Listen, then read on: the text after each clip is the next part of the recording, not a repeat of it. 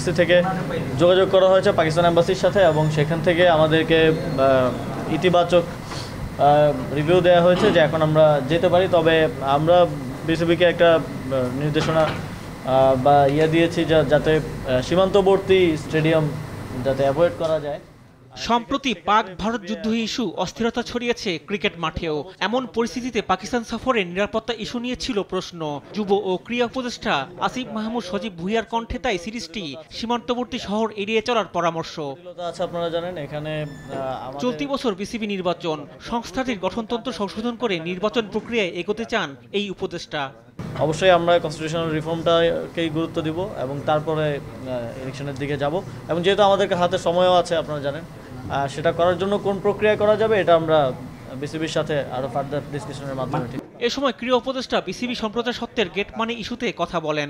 এটা আমরা কথা বলছি, এটা দীর্ঘদিনের প্র্যাকটিস হয়ে গেছে যে নিয়ম না মানা, এবং নতুন করে যখন আবার সেগুলো রিইনস্টেট করতে যাওয়া হয় তখন একটু অভ্যস্ততার কারণেই আমার মনে হয় যে একটু গড়িমসি বা এই বিষয়গুলো থাকে।